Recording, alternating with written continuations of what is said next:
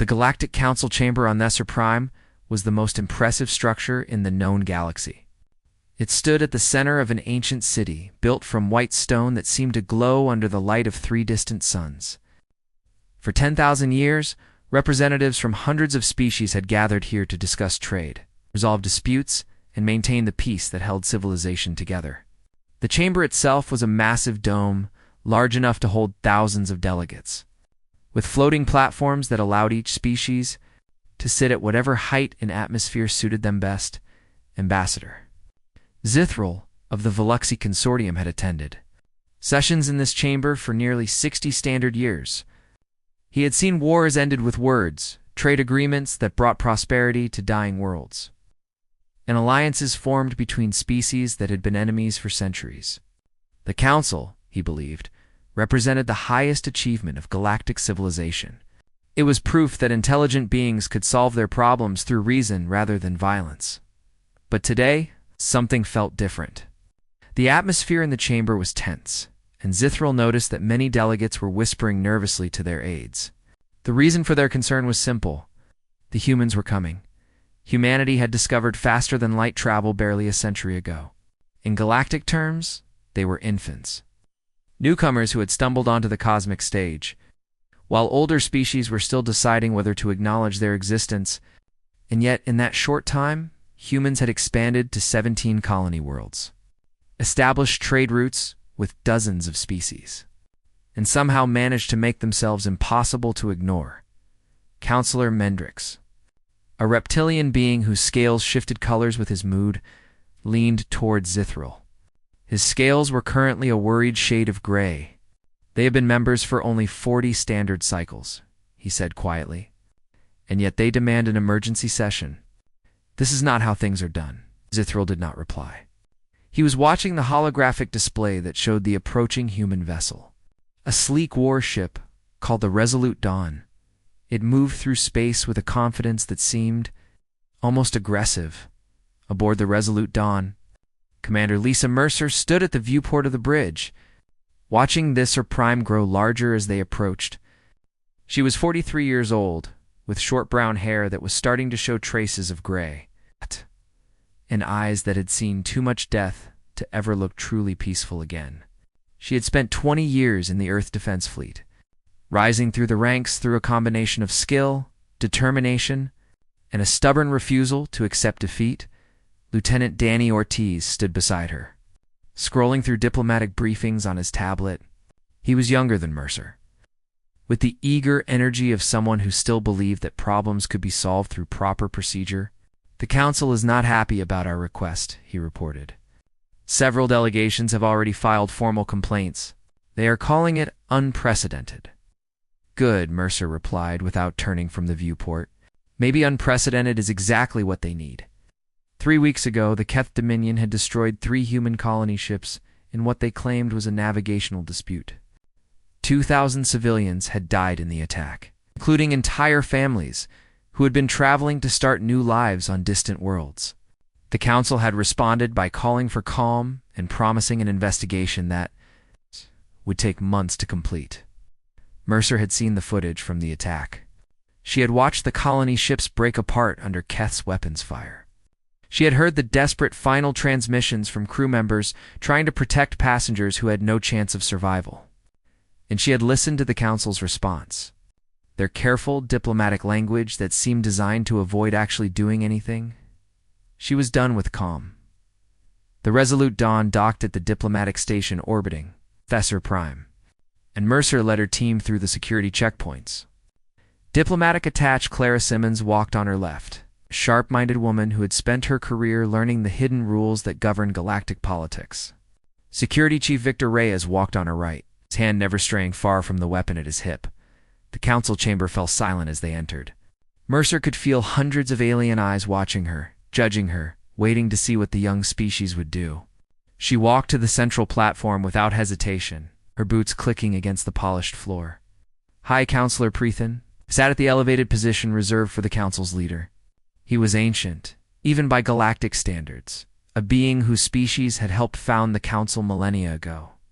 His body was frail and withered, but his eyes were still sharp with intelligence. The Council recognizes the delegation from the Human Confederacy, Prethan announced, his voice carrying through the chamber despite its weakness. You have requested an emergency session regarding the incident in the neutral corridor. The Council is prepared to hear your concerns. Mercer did not bow or offer the traditional diplomatic greetings. She simply spoke. The Keth Dominion murdered 2,000 of our people.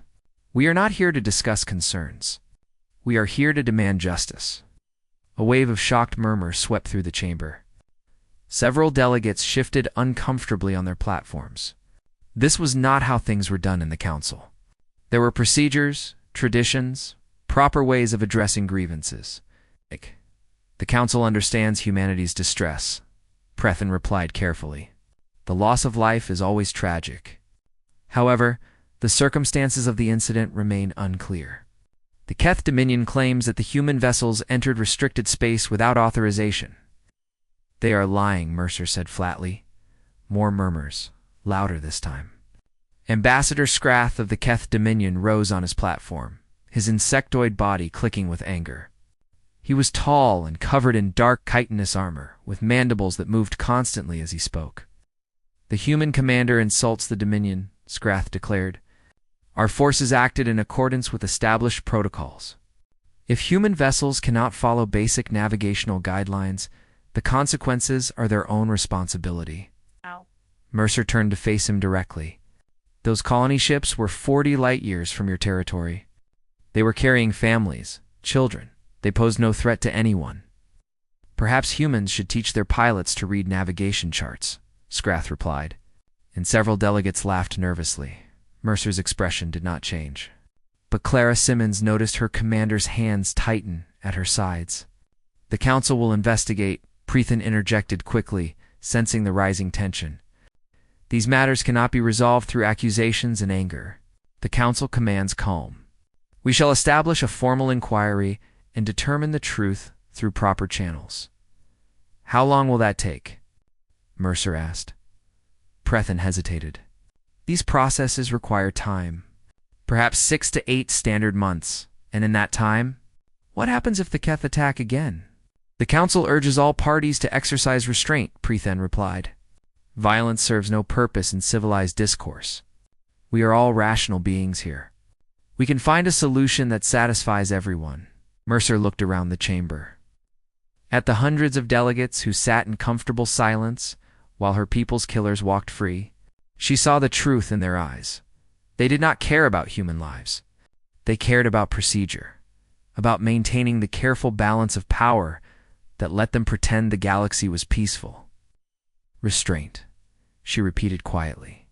You want us to show restraint while we bury our dead. The Council offers its condolences, Prethan said. But we cannot allow one tragedy to spark a larger conflict. The peace of the galaxy must be preserved. Mercer nodded slowly. I understand, High Counselor. I understand perfectly. She turned and walked toward the exit, her team falling into step behind her. Commander Mercer, Prethan called after her. What will humanity do? She paused at the door but did not turn around. Whatever we have to do. The chamber remained silent long after the humans had gone. 3 standard weeks passed on Nesser Prime. The Council did what it had always done when faced with difficult problems. It debated. It formed committees. It scheduled meetings about meetings. And while the delegates argued over procedure and protocol, the families of 2,000 dead humans waited for justice that never came. Commander Lisa Mercer spent those weeks in the secured quarters aboard Al the Resolute Dawn, watching the Council sessions through encrypted feeds and growing more frustrated with each passing day. The Keth Ambassador Scrath spoke with absolute confidence, denying any wrongdoing while his mandibles clicked in what almost seemed like amusement. He knew the Council would do nothing. Everyone knew. Clara Simmons had not been idle during this time. While the official diplomatic channels produced nothing but empty words, she had been working through unofficial ones. The galaxy was full of species who had suffered at the hands of powers like the Keth, and many of them were willing to share information if they believed someone might actually use it. She entered Mercer's quarters late one evening, carrying a tablet filled with data that had cost considerable favors to obtain. I have something, she announced, setting the tablet on the table between them. "The Velusi have been helpful. More helpful than I expected." Mercer leaned forward to study the screen. It showed sensor logs, communication records, and navigation data from a Veluxi trading post that had been operating near the site of the attack. "What am I looking at?" "Proof," Simmons replied. "The Keth claim our ships wandered into restricted space. These logs show that the colony ships were exactly where they were supposed to be, 40 light-years from Keth territory. The Keth warships came to them. They went hunting, Commander. They deliberately targeted civilian vessels." For a long moment, Mercer said nothing. She had known the truth, of course, had felt it in her bones from the moment she heard about the attack. But seeing the evidence laid out so clearly, seeing the cold calculation behind the murders, made something inside her go very still and very cold. "Why?" she asked finally. "Why would they risk it?" "Because they think we are weak," Simmons said. "Because every other species in the Council's history has accepted their losses and moved on. The Veluxi lost to mining colonies to the Keth 30 years ago. They filed a complaint. The Council investigated for 18 months, and nothing happened. The Theresians lost a generation ship carrying 50,000 people. Same result. The Council commanded calm, and everyone obeyed. They think we will do the same. They are counting on it. The Keth have built their entire foreign policy around the assumption that the Council will never actually punish them for anything. And so far, they have been right." The door opened and Victor Reyes entered without knocking, which meant something was wrong. The security chief's face was pale, and his hands were shaking slightly. "Commander, we have a problem. A big one." Mercer stood immediately. "Report. Earth just received word from the Procyon system. Mining station Sierra 7 was attacked 6 hours ago. Keth warships. They destroyed the main habitat module and both processing facilities." Reyes paused, and when he continued, his voice was rough with barely contained emotion. 93 dead. 17 of them were children from the station's school. Oh. The room fell silent. Simmons put her hand over her mouth. Mercer stood completely still, as if she had been turned to stone. "They did it again," she said quietly. "While the Council debates and forms committees, they did it again." "There's more," Reyes continued. "The Keth broadcast a message after the attack. They said Sierra 7 was conducting illegal resource extraction in contested territory. They said it was a lawful enforcement action. Contested territory." Simmons' voice rose with anger. "Procyon has been human space for 40 years. There's never been any dispute about it." "There is now," Reyes replied grimly. "The Keth filed a territorial claim with the Council yesterday, retroactive to last month. The Council accepted it for review." Mercer walked to the viewport and stared out at the stars. Somewhere out there, 93 more of her people were dead. 17 children who would never grow up, never fall in love, never see the wonders of the galaxy they had been born into. And the beings responsible were probably celebrating their success right now, confident that the Council would protect them from any consequences. She thought about the Council chamber, about High Counselor Prethan's ancient face as he urged calm and restraint.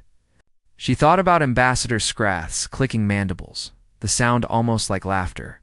She thought about all the species who had suffered and done nothing, who had accepted their losses and moved on because that was what civilized beings did. Humanity was not like other species. Humanity remembered its dead. Humanity did not forgive attacks on the innocent. And humanity was done asking permission. "Get me a secure line to Admiral Warren at Fleet Command," she said without turning from the VIEWPORT. Simmons hesitated. "Commander, if we go outside official channels, the Council will consider it an act of aggression. They could impose sanctions, cut us off from galactic trade." "Let them," Mercer replied. "Those children on Sierra 7 had names. They had families. They had futures. And the Council wants us to wait another 8 months while they form another committee?" She turned to face her team, and they saw something in her eyes that made them all straighten unconsciously. "No more. The Council has had their chance. Now, we do things our way." The secure communication took several hours to establish, routed through multiple relay stations to avoid detection. Admiral Patricia Warren appeared on the screen. Her gray hair pulled back severely and her uniform, immaculate despite the late hour on Earth. She had commanded the 7th Fleet for 15 years, and she had been waiting for this call. "I saw the reports from Sierra 7, Warren said, without preamble. "The Joint Chiefs are meeting in 3 hours. The President is considering options." "There's only one option," Mercer replied. "We hit them. We hit them hard enough that they never think about attacking human civilians again." Warren nodded slowly. "That's what I told the President. She agrees. But she wants to give the Council one more chance to act." "No. They won't act. They never act. They will command calm and form committees while our people die." "I know," Warren said, "but we need to be seen trying. When we move, I want it clear that we gave them every opportunity." She leaned forward, her eyes intense. "I'm mobilizing the 7th Fleet. 47 warships, including the carrier Independence. We will be in position within 72 hours. Mercer felt something loosen in her chest, a tension she had been carrying since she first heard about the colony ships. "What are our rules of engagement?" "The President has authorized full military response against Keth's military targets. We will not target civilians. We will not destroy infrastructure that supports civilian populations. And we will take prisoners where possible. But their military assets are fair game." Warren's expression hardened. They wanted to see how humanity responds to aggression. "Let's show them." After the call ended, Mercer sat alone in her quarters for a long time. Through the viewport, she could see the lights of Thesser Prime, the ancient city where species had gathered for 10,000 years to talk instead of fight. It was a beautiful idea, she thought. A beautiful, naive idea that only worked if everyone played by the same rules. The Keth did not play by the rules. They used the Council's peace as a weapon, hiding behind diplomatic procedure while they murdered innocents. And the Council let them do it. Because maintaining the appearance of peace was more important than actual justice. Humanity joined the galactic community, hoping to find wisdom and partnership. Instead, they had found cowardice and hypocrisy. The Council had failed them, and now there was only one option left. Mercer stood and walked to the communications console. It was time to send a message to the Keth, not in words, but in the only language they seemed to understand. War was coming to the galaxy, and humanity was bringing it. The Keth Dominion had never faced an enemy like humanity. For 300 years, they had built their power through careful aggression, attacking weaker species and hiding behind the Council's slow bureaucracy whenever anyone complained. Their military doctrine assumed that enemies would negotiate after suffering initial losses. They assumed that civilized species would prefer peace to conflict, trade to war, diplomacy to violence. They had never been more wrong about anything.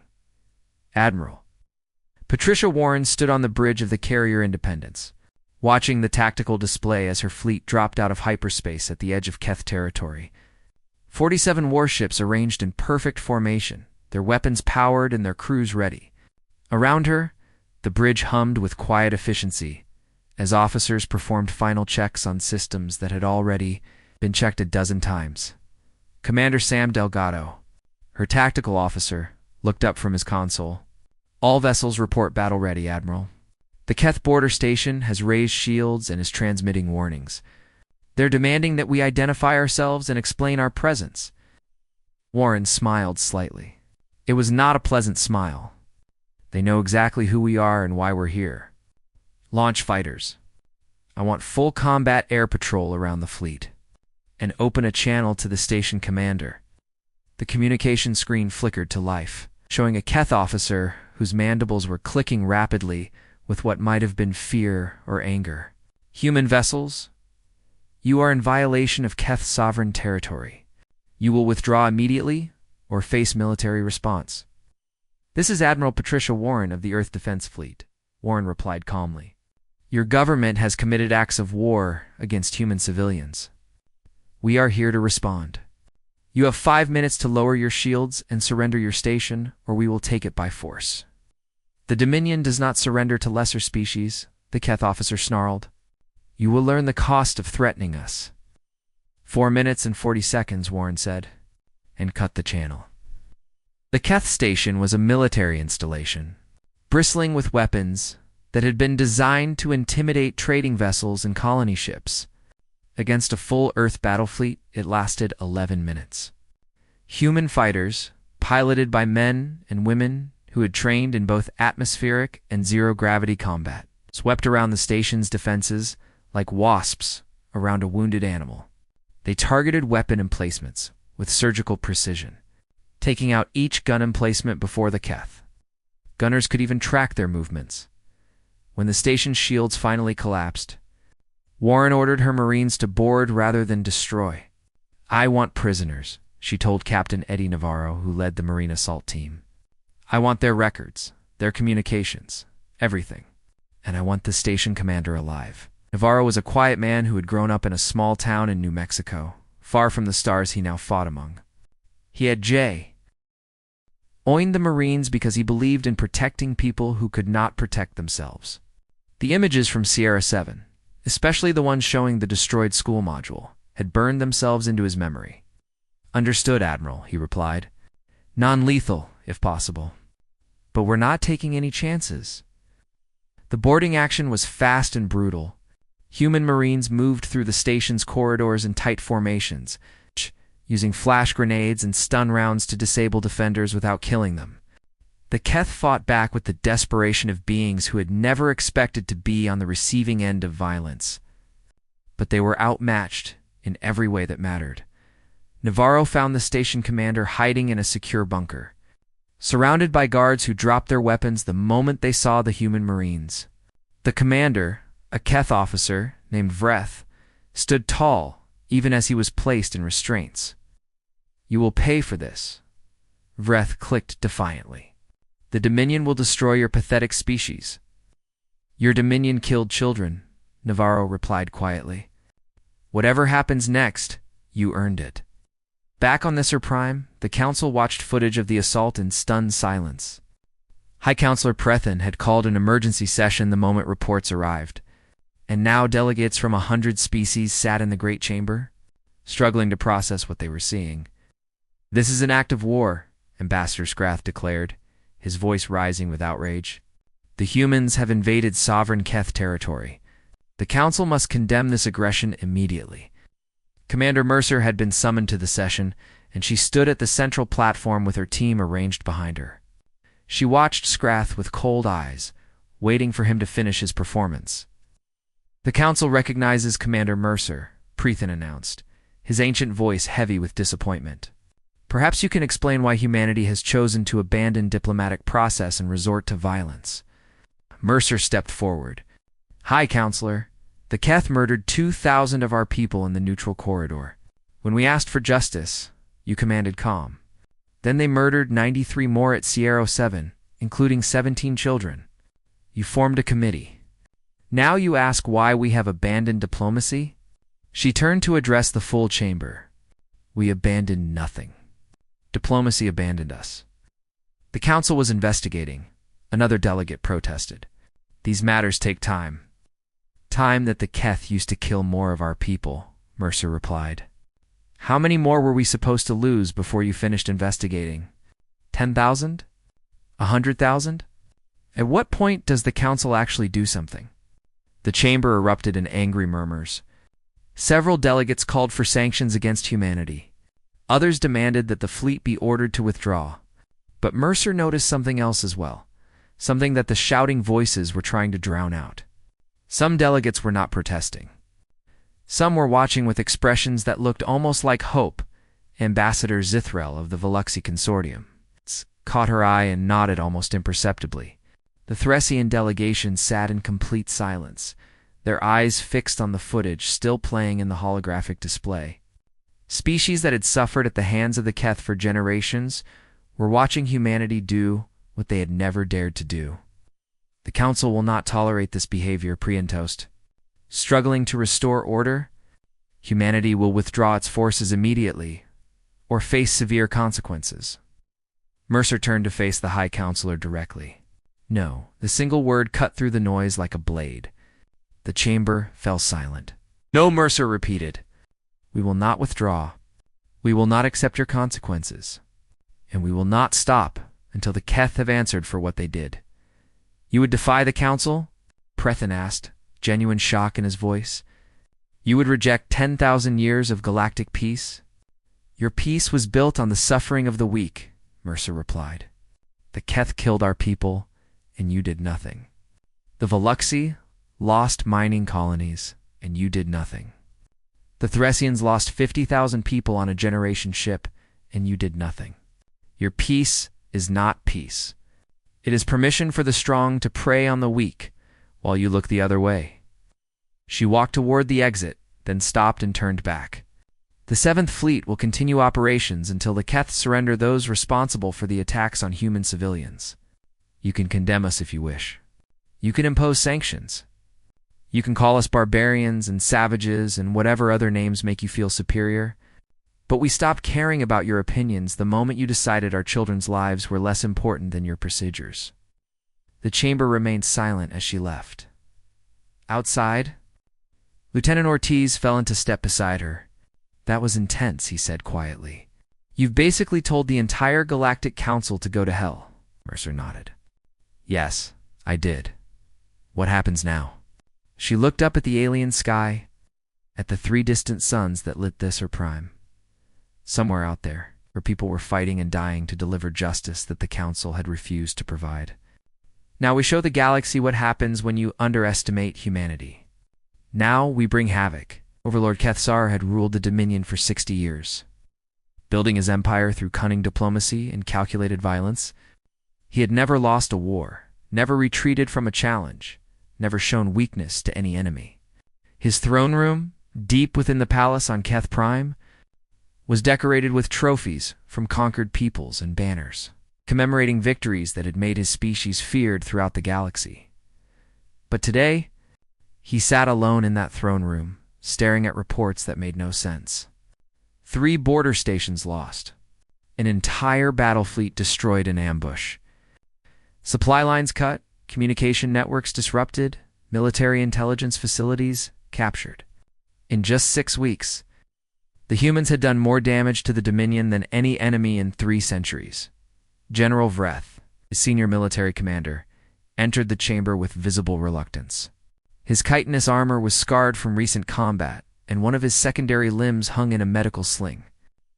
Overlord, I have the latest reports from the front. More defeats. Kethsar asked, his voice dangerously quiet. The humans fight without honor, Vreth replied, clicking his mandibles with frustration. They strike and vanish. They attack supply convoys instead of military formations. They use deception, misdirection, electronic warfare. When we mass our forces to meet them, they disappear. When we spread out to cover more territory, they concentrate and overwhelm our positions. They fight to win, Ketzer said, understanding the truth that his generals had not grasped. We assumed they were like the others, soft species who would accept losses and negotiate for peace. We assumed the Council would restrain them. The Council has condemned their actions repeatedly.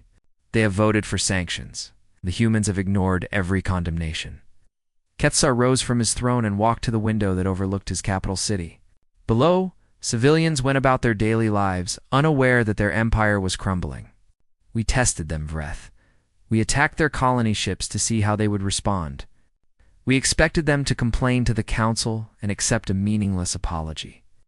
Instead, they came for blood. The reports told a story of military disaster.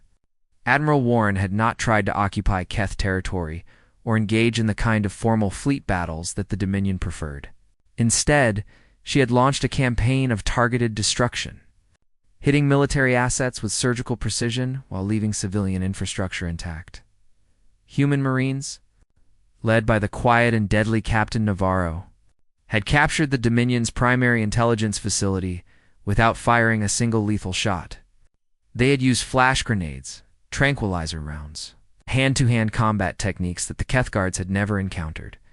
The entire operation had taken less than 2 hours, and when it was over, the humans had walked away with enough intelligence data to compromise Keth. Military operations for years, but the most devastating blow had not been military.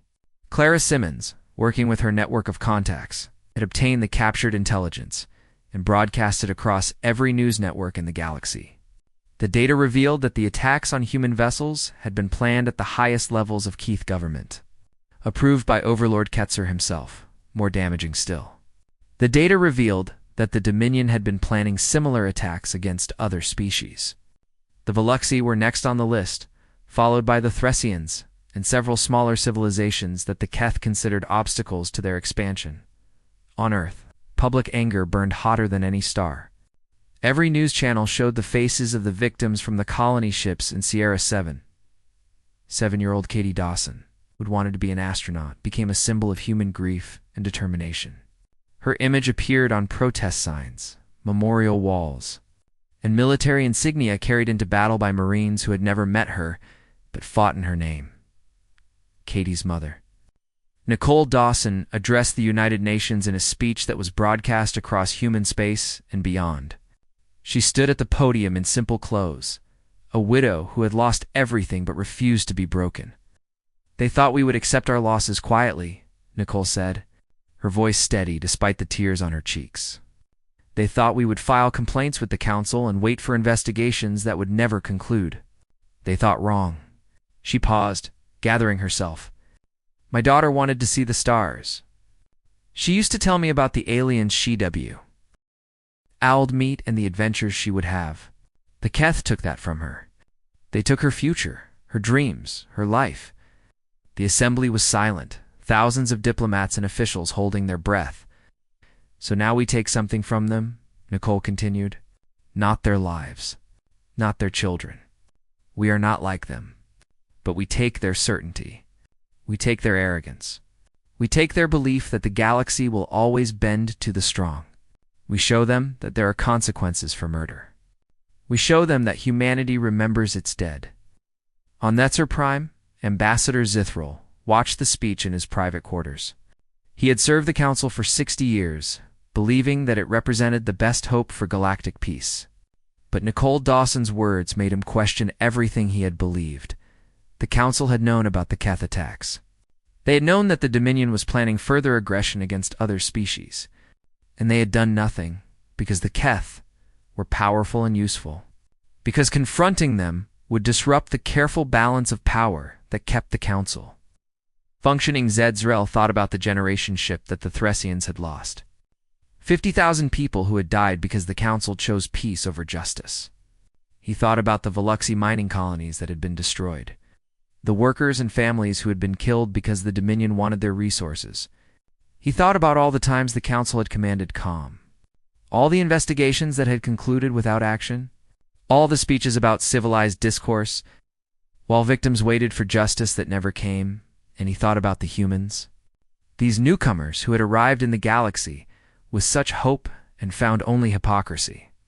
They had asked for help, and the Council had offered only procedure.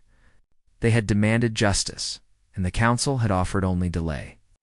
So they had taken matters into their own hands. Now the Dominion was burning. Perhaps, Zithril thought, the galaxy needed to burn a little. Perhaps 10,000 years of false peace had made them all forget what justice actually looked like. Back on Keth Prime, Overlord Kethsar received word that another battle group had been destroyed. Human ships had caught them in a nebula, using the dense gas clouds to mask their approach until they were close enough to fire. The Keth vessels never had a chance. "What are our options?"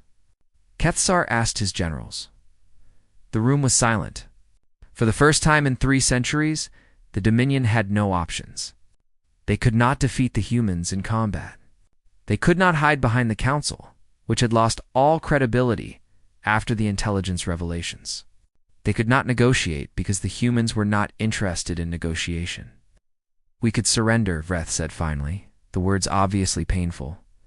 Kefsar stared at him. "The Dominion has never surrendered. The Dominion has never faced an enemy like this. They do not want our territory or our resources. They want those responsible for the attacks. They want accountability." Reth lowered his head. "If we do not give them what they want, they will take it, and they will destroy everything we have built in the process." The Overlord turned back to the window. Outside, the sun was setting over his capital, painting the sky in shades of red and orange. It looked like the city was on fire. Perhaps it soon would be. "Contact the humans," Kethsar said quietly. "Ask them their terms." The surrender ceremony took place on the steps of the Keith Imperial Palace, under a sky that had turned gray with clouds. Admiral Patricia Warren stood at the center of a formation of human marines, her uniform pressed and her medals gleaming despite the damp air. Around her, thousands of Keth civilians watched from behind security barriers, their faces showing a mixture of fear, anger, and something that looked almost like relief. Overlord Kethsar descended the palace steps alone, his ceremonial armor replaced by simple robes of submission. Behind him, General Vreth and a dozen other military commanders followed with their heads bowed. It was the most humiliating moment in the history of the Dominion, and every galactic news network was broadcasting it live. Warren did not gloat. She did not smile or speak words of triumph. She simply waited as the Overlord approached and stopped before her.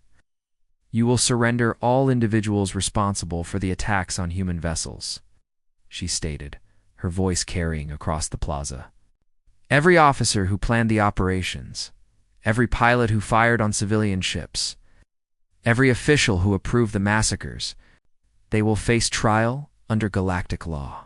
Dies. Kethsar's mandibles clicked once, a sound that might have been protest or acceptance.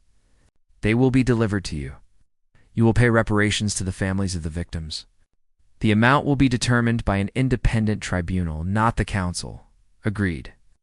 "And you will publicly acknowledge before the entire galaxy that the Dominion acted without provocation, that our people were murdered by your deliberate choice, not by accident or misunderstanding." This was the hardest demand, the one that would destroy centuries of Kith propaganda about their righteous expansion. Kethsar was silent for a long moment, the weight of history pressing down on him. "The Dominion acknowledges its crimes," he said finally, his voice barely above a whisper. "We attacked innocent beings. We murdered children. We did these things believing there would be no consequences. We were wrong." Warren nodded once. "Then we are done here." She turned and walked back to her shuttle without another word. There would be no victory celebration, no parade, no triumphant speeches. 20,000 humans had died, and no amount of Keth's suffering could bring them back. This was not a victory. It was simply the end of one part of a much longer story. On Thesser Prime, the political landscape had shifted dramatically. The council chamber, once a place of quiet dignity, now rang with angry debates and accusations. High Counselor Prethin had resigned after the intelligence revelations proved that the council had known about Keth aggression for decades and done nothing. His replacement, a Veluxi named Sindrel, had promised reforms but faced opposition from species that preferred the old way of doing things. Ambassador Zithrel met with Commander Mercer in a garden overlooking the council spire. The same garden where Prethin had once lectured her about galactic order. Alien flowers bloomed around them in colors that human eyes had no names for. And a gentle breeze carried the scent of species that had evolved on worlds light years apart. "You have disrupted 10,000 years of galactic order," Zithrel said, but there was no accusation in his voice. If anything, he sounded thoughtful. "Your galactic order protected the powerful at the expense of the weak," Mercer replied. "We simply refuse to be weak. Many species have refused before. The Thessians refused when their generation ship was destroyed. They demanded justice, threatened retaliation, made passionate speeches in the council chamber." Zithrel's scales shifted to a shade of blue that Mercer had learned to recognize as sadness. Then they accepted the council's apologies and went home. The anger faded. Life continued.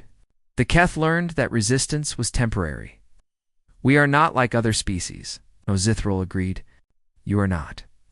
And I find myself wondering what kind of galaxy we might have built if others had been more like you." In the weeks that followed, representatives from dozens of species approached the human delegation. The Veluxi Consortium formally requested a mutual defense agreement, promising to stand with humanity against any future aggression. The Thessians asked for assistance recovering data about their lost generation ship from captured Keth archives. Smaller species, long bullied by powers that hid behind the Council's neutrality, came seeking alliances and friendship. Clara Simmons coordinated most of these meetings, working 18-hour days to build a new network of relationships that bypassed the traditional Council structure. She understood that humanity's victory over the Keth meant nothing if they could not translate it into lasting change. "We need to be careful," she warned Mercer during one of their late-night strategy sessions. "The Council species are watching to see what we do with our new influence. If we act like the Keth, using our power to dominate others, we become exactly what we fought against." "We will not become the Keth," Mercer replied. "But we will not go back to being victims either. There has to be a middle path." The peace treaty was signed 3 standard weeks after the surrender ceremony. It included provisions that would have been unthinkable before the war. New Council enforcement mechanisms with actual power to punish aggressors, military response protocols for attacks on member species, and a permanent human presence on the Council's Security Committee, the Keth Dominion. Stripped of its military power and facing economic reparations that would take generations to pay, accepted terms that reduced them from a galactic power to a regional state. Their victims finally received acknowledgement and compensation, though nothing could truly make up for the lives that had been lost. Nicole Dawson attended the signing ceremony as a representative of the victims' families. She watched as humans and aliens put their marks on documents that would reshape galactic politics. And she thought about her daughter Katie, who had wanted to see the stars. When the ceremony ended, Commander Mercer found her standing alone on a balcony, looking up at the unfamiliar constellations. "Does it help?" Mercer asked quietly. "Any of this?" Nicole was silent for a long moment. "Nothing helps," she said finally. "Katie is gone, and nothing will bring her back. But maybe fewer children will die now. Maybe some other mother will not have to feel what I felt." She turned to look at Mercer. "You gave us that. You gave us the possibility of a better future." Aboard the Resolute Dawn, Lieutenant Danny Ortiz helped prepare the ship for departure. The vessel had become famous throughout the galaxy, a symbol of human determination and the havoc that humanity could bring when pushed too far. He found Commander Mercer at the viewport, watching Desser Prime shrink in the distance as they entered hyperspace. "Do you think it will last?" he asked. "The changes, I mean. The new Council protocols? The alliances? All of it?" Mercer considered the question carefully. "Honestly, I do not know. The galaxy is old, and habits built over 10,000 years do not change easily. There will be species who resent what we did, who think we were too aggressive, who want to return to the old ways. And if they try, then we remind them." Mercer turned away from the viewport with a small, tired smile. "That is what humans do, Danny. We remember. We fight, and we never give up. The galaxy thought they could command calm and make us accept our losses. They thought wrong." The stars stretched into lines as the Resolute Dawn accelerated toward home.